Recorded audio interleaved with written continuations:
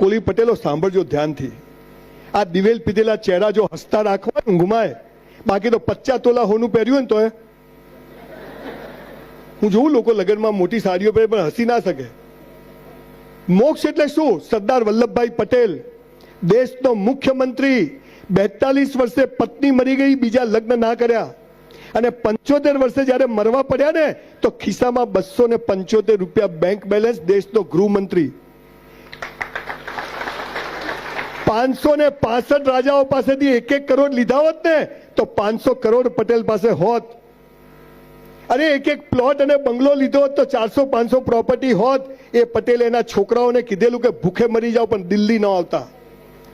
એ પટેલ 275 રૂપિયા પર શું કે ખબર છે એની દીકરીને કે મણી હું મરી જઉં ને, એની દીકરીને કીધું તો 275 રૂપિયા તું સરકારમાં જમા કરાવી દેજે, અને તોય આપણા મોદી સાહેબ 3000 કરોડનું સ્ટેચ્યુ ઓફ યુનિટી બનાવે ને, આને મોક્ષ કહેવાય. ગાંધીજી સાલું ધોતિયાને એક ખિસ્સું નહીં, અને આજ ભારતમાં એવું એક ખિસ્સું નહીં જેમાં ગાંધી ના હોય. અને હવે કોલી પટેલ આ હોલમાં બેઠેલા બધાને ગેરંટેડ મોક્ષ આપીને જવાનો છું, ગેરંટેડ. કોઈ ગપ્પાબાજીમાં માનતો નથી, તથ્ય વાત કરું છું, તર્કવાળી વાત કરું છું. આપણે પટેલ ના થઈ શકીએ, ભગતસિંહ ના થઈ શકીએ, ગાંધી જનક રાજા ના થઈ શકીએ, પણ આપણે શું થઈ શકીએ? કળિયુગમાં દરેક માણસને મોક્ષનો અધિકાર છે. કેવી રીતે? તમારી પાસે 1 લાખ રૂપિયા ભેગા થાય ને 50,000, કોઈ દીકરીનું લગ્ન બાકી ના હોય, મામેરું બાકી ના હોય, જીયારું બાકી ના હોય, બેંકના લોન બાકી ના હોય, અને એ પૈસા તમારા જ હોય, અને તમારે કંઈ બચત કરવાની હોય અથવા ક્યાંક કંઈક કરવાનું હોય તો એક કામ કરજો મોક્ષ માટે. તમારા કોલી પટેલ સમાજમાં નજર કરજો.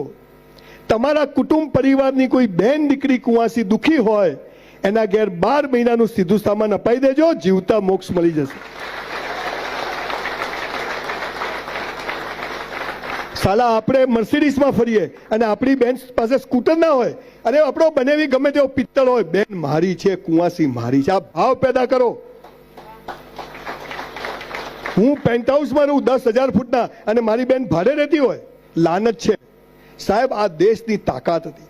શકો, હુણો, આર્યો, અંગ્રેજો, મોગલો પથ્થર ઠોકી, પણ આ દેશ અડીખમ ઉભો છે કે ઈશ્વરનો સનાતન ધર્મ અને સનાતનના માર્ગે આપણે જીવીએ છીએ.